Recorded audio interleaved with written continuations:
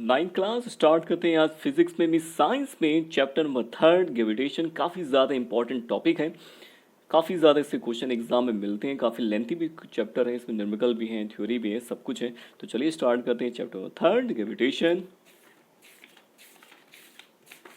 तो gravitation chapter आपका third chapter यहाँ पे है। तो ग्रेविटेशन चैप्टर में हम लोग क्या क्या टॉपिक पढ़ेंगे, चलिए थोड़ा डिस्कस कर लेते हैं। तो सबसे पहली चीज़ बात आती है कि अर्थ पे हम लोग तो रहते हैं। अर्थ पे कोई भी चीज़ अगर हम लोग किसी हाइट से छोड़ते हैं, हमेशा अर्थ उसको अट्रैक्ट कर लेती है, यानी नीचे वो चीज़ आ जाती है। या फिर नीचे से कोई भी चीज़ अगर मैं आसमान में फेंकूंगा तब भी वो चीज़ क्या होगी, नीचे आ जाएगी। तो ऐसा क्यों होता है, क्यों अर्थ हर एक चीज़ को अपनी ओर अट्रैक्ट कर लेती है, कोई चीज़ हमारे फेंकने पे अर्थ के बाहर क्यों नहीं निकल जाती है। तो चलिए स्टार्ट करते हैं इसके बारे में, सीखते हैं, समझते हैं ऐसा क्यों होता है।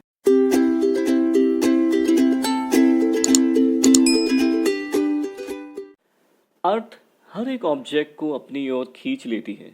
उस खींचने को अट्रैक्शन फोर्स को बोलते हैं, अट्रैक्ट ग्रेविटी बोलते हैं। ये ग्रेविटी जो होती है डिपेंड होती है उस साइज पे, मीन्स अर्थ। अर्थ मीन्स अर्थ एक प्लेनेट है। अगर ये प्लेनेट जैसे मून होता या फिर हमारा जुपिटर होता तो उसमें ये ग्रेविटेशनल फोर्स ज़्यादा होती अगर उसका मास ज़्यादा होता। मीन्स अगर हम लोग जाते हैं जुपिटर पे तो वहाँ पे हम लोग बहुत मुश्किल हो जाएगा चलना, क्योंकि वहाँ पे हम लोग का बढ़ जाएगा वेट, क्योंकि वहाँ पे उसकी साइज़ जो होगा बहुत ज़्यादा होगा जुपिटर का, जिसकी वजह से वहाँ पे ग्रेविटेशनल फोर्स यानी अट्रैक्शन ऑफ द फोर्स बहुत ज़्यादा हो जाएगी। और जो हमारा मून है उसकी जो है ग्रेविटेशनल फोर्स काफ़ी कम होगी, क्योंकि उसका साइज़ कैसा है, काफ़ी कम है। तो हम लोग तो अर्थ पे रहते हैं, इस पर कोई भी ऑब्जेक्ट अगर हम लोग फेंकते हैं या छोड़ते हैं किसी हाइट से, हमेशा अर्थ उसको अट्रैक्ट कर लेता है। तो ये सिंपल सी बात है, attraction force by the earth is called gravity.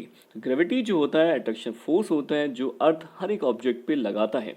इसको ग्रेविटेशनल फोर्स भी बोला जा सकता है या ग्रेविटी भी बोला जा सकता है। तो चलिए इसके बारे में डिफिनेशन भी याद कर लेते हैं, इसको लिख लीजिएगा अभी कॉपी में। The earth attract all the object toward its centre, the force will which the earth pulls the object toward its called gravity या फिर gravitational force. Any gravitational force is directly proportional to the mass of the any object यानी planet. तो यानी जो भी planet होगा उसका मास अगर बहुत ज़्यादा होगा तो वहाँ पे ग्रेविटी भी जो होगी बहुत ज़्यादा हो जाएगी। तो ये तो था ग्रेविटी के बारे में। कुछ यहाँ पे न्यूटन्स ने कुछ लॉ दिए हैं, चलिए उनको आज पढ़ लेते हैं। अब जो टॉपिक है universal law of gravitation, gravity बारे में तो पढ़ लिया। Gravity means attraction force by earth is a called gravity. चाहे अर्थ हो या प्लेनेट हो, कोई भी अगर जो है प्लेनेट होता है वो जो जिस पावर से या किस फोर्स से अट्रैक्ट करता है उसको बोलते हैं ग्रेविटी।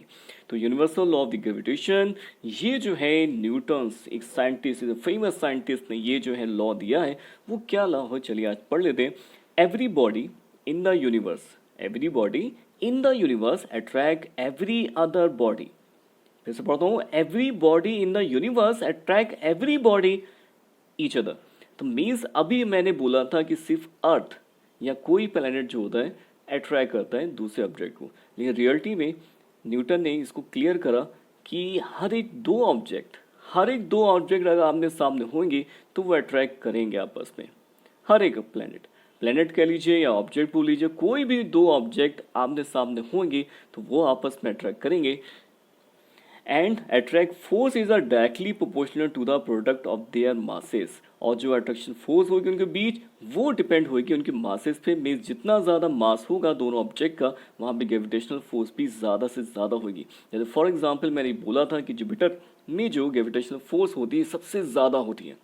तो उसका रीज़न यही है क्योंकि उसका जो साइज़ है बहुत ही ज़्यादा है। मास तो ऑलरेडी ज़्यादा होंगे जब साइज़ ज़्यादा है, और अर्थ का उसके कंपेयर मास कम है, तो उसके अकॉर्डिंग यहाँ पे जो अर्थ है उसका ग्रेविटेशनल फोर्स कम होगा कंपेयर टू जुपिटर। जुपिटर के बहुत ही ज़्यादा ग्रेविटेशनल फोर्स होती है क्योंकि मास उसका कंपेयर टू अर्थ बहुत ज़्यादा है।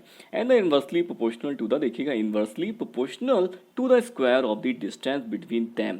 और जो भी दो हमारे पास ऑब्जेक्ट हैं जितनी ज़्यादा डिस्टेंस पे रखे होंगे उतना ज़्यादा वहाँ पे ग्रेविटेशनल फोर्स कम हो जाएगा, लेकिन ये जितने पास पास होंगे उतना ज़्यादा अट्रैक्शन फोर्स इनमें हो जाएगा। जैसे दो मैग्नेट्स अगर होते हैं, अगर ज़्यादा पास पास रखे जाते हैं तो दोनों का अट्रैक्शन फोर्स ज़्यादा होता है और जितने दूर रखे जाते हैं उतना अट्रैक्शन फोर्स कम हो जाता है। सेम इसी में भी अगर दो ऑब्जेक्ट हमारे जितने पास रखे जाएंगे अट्रैक्शन फोर्स उतना ज़्यादा होगा, यानी gravitational force is also called attraction force. तो यानी ग्रेविटी यहाँ पे ज़्यादा हो जाएगी। और साथ में m1 m2 is the masses of the two object. अगर ये ज़्यादा होते मीन्स अगर इनमें से किसी का भी मास बहुत ज़्यादा होगा या फिर दोनों का मास बहुत ज़्यादा होगा तो इसका मतलब ये भी है यहाँ पे अट्रैक्शन फोर्स ज़्यादा हो जाएगी, मीन्स यहाँ पे ग्रेविटेशनल फोर्स भी ज़्यादा हो जाएगी। तो ये आपको क्लियर हो गया होगा। इसके बाद इन्होंने फॉर्मूला भी यहाँ पे ड्राइव करके दिखाया है, तो चलिए उसके बारे में देख लेते हैं। तो let the masses of the two object m1 m2 and the force between F and the R is the distance between two object। तो अभी हम लोगों ने पढ़ा था कि force is directly proportional to m1 into m2 and F is inversely proportional to the square of the distance between two object। तो यहाँ पे दोनों को मिक्स कर लेता हूँ m1 m2 upon R square. देखिए ये प्रोपोर्शनल का साइन है, जब भी प्रोपोर्शनल का साइन हटाया जाता है तो वहाँ पे एक कांस्टेंट टेक किया जाता है।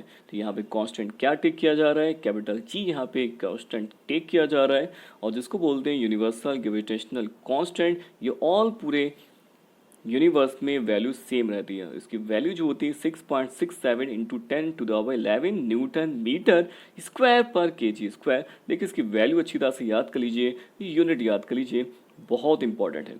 तो capital G is a universal gravitational constant, यानी पूरे के पूरे यूनिवर्स में कभी भी जी हमारा चेंज नहीं होगा।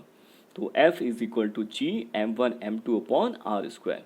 तो यानी किसी भी दो ऑब्जेक्ट में अगर r डिस्टेंस है और दोनों का मासेस m1 m2 है तो उनके बीच ग्रेविटेशनल जो फोर्स होगी is equal to G into m1 m2 upon R square. तो ये टॉपिक आपको क्लियर होता है, इसको अच्छे से लिख लीजिएगा, याद कर लीजिएगा। चलिए मिलते हैं फिर नेक्स्ट टॉपिक में, नेक्स्ट वीडियो में नेक्स्ट टॉपिक के साथ।